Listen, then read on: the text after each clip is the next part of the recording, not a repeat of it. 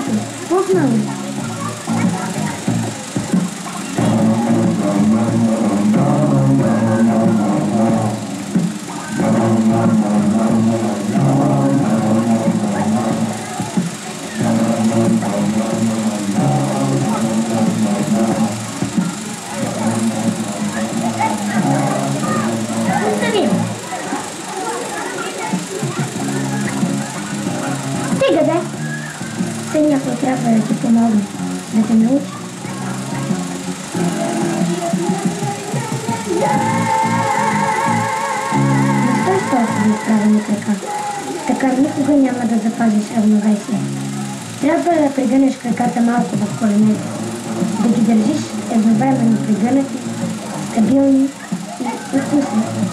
Хайде!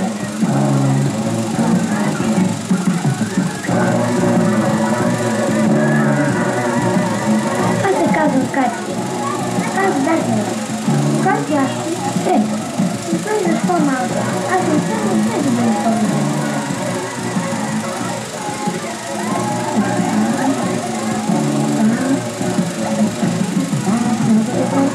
Внимание! Край на свободното паркаляне. Умоляват се всички да напуснат паркалката.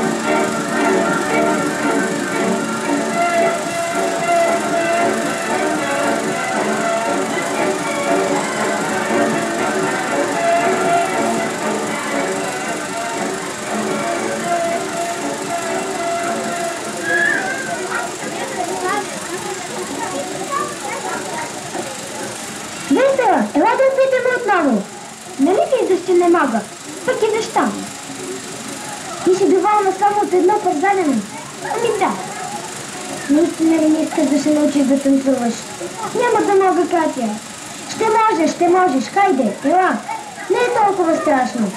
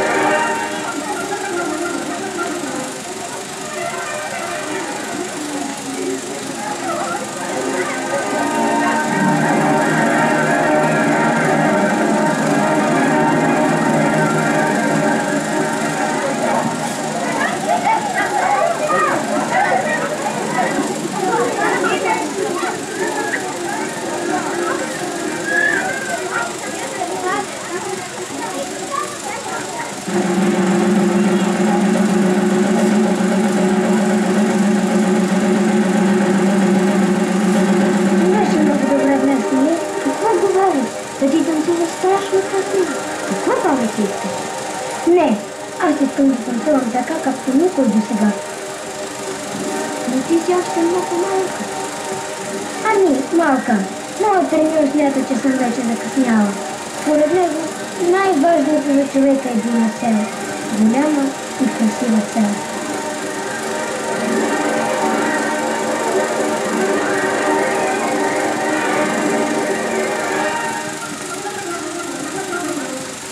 А ти каква искаш да станеш като пораснеш? Не знам. Хайде да танцуваме заедно, Петрушка. Искаш ли? Да танцуваме, Петрушка? Това е идея.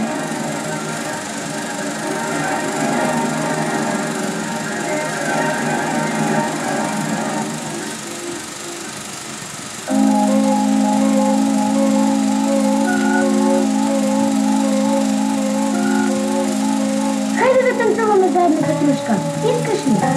Да танцуваме, Петрушка? Това е идея.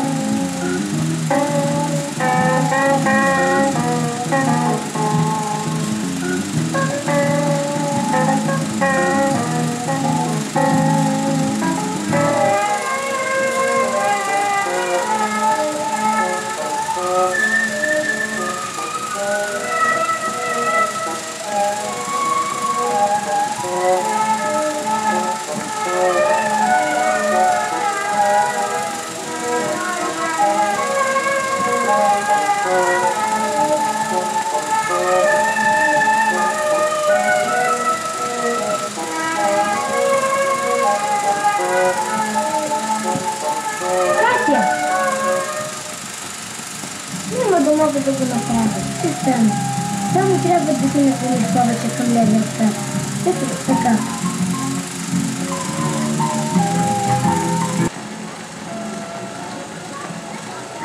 Ой, Петруш, ти не го обичаш. Защо не можеш да го направиш добре? Обичам го.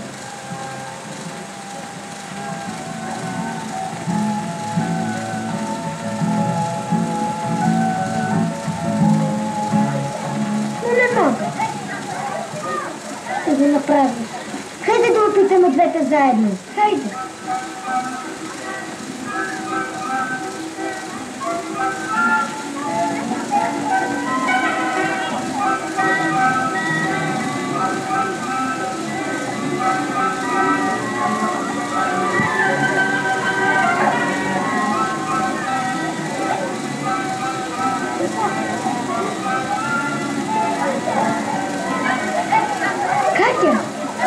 Това е много трудно.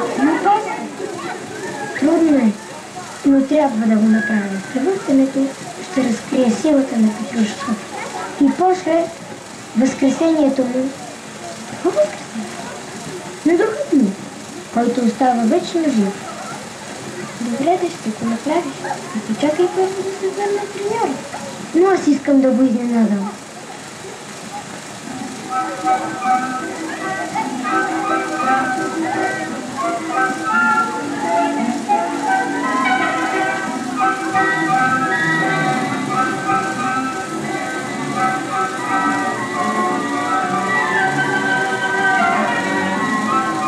така, не така. О, не така, не така. Сега го направи много добре. Вие какво разбирате? Да. Един ден тя наистина ще се научи ученица. Защото иска да танцува красиво. Браво, Катя! Така се радвам, че се завърнахте, другари Църков. Ужасно изоставам. Запознайте се. Това е весело. Ние май вече се познаваме.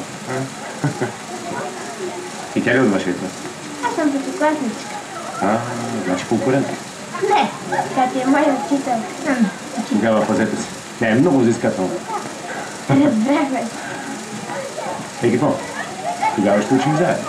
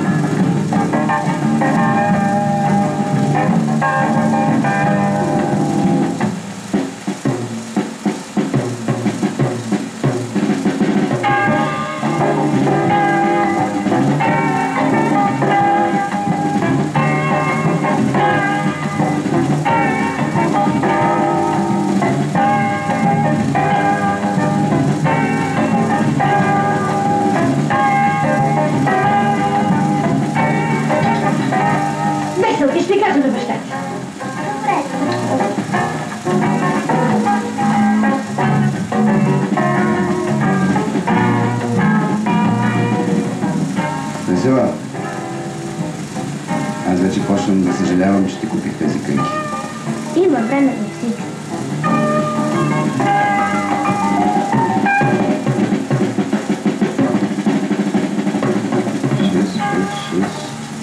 Шест. И изведнъж монография 4. Не може ли? Иначе бележки са добри са. Даже много добри. Пети клас не е като четвърти клас. Трябва да учиш повече. Лошо ли е да имаш цел, да имаш една голяма мечта? Да се парзалиш на кънки. Това не ти е най-голямата мечта. Не да се парзаля, а да танцувам. Хубаво. Ти вече си направила своя избор в живота. Няма нищо против. Само, че голямата цел, моето момиче, изисква и голям труд. Знам вече.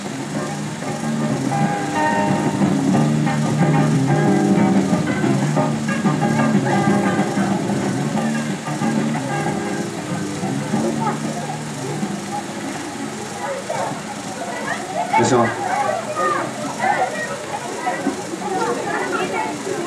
Слушай, сега започваме много леко и много плавно.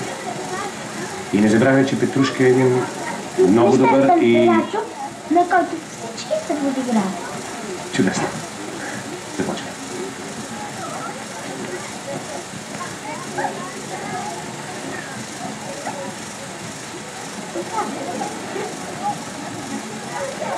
Катя!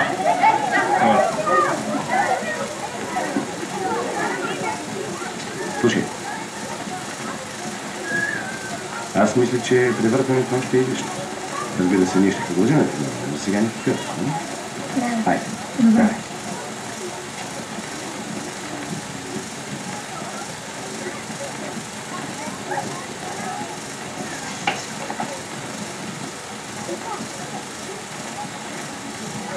Да, ръкувам се, че Катя се облича. Трябва да... Но защо? Беше много добре. Браво, Катя!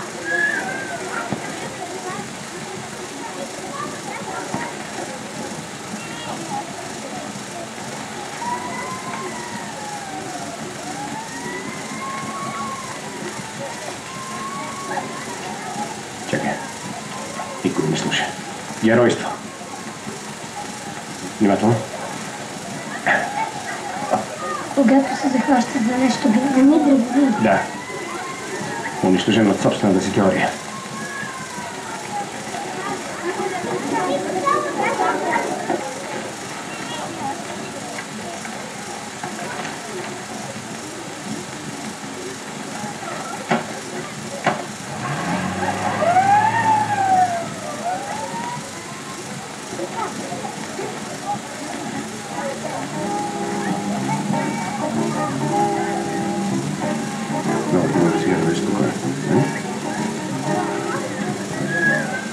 И не забравяй проклятието при Петрушка. Знам. Но за всяко движение на Петрушка трябва да изразява болката на душата му. Чудесно. Аз забравих, че Катя ми изпреварил. Давай.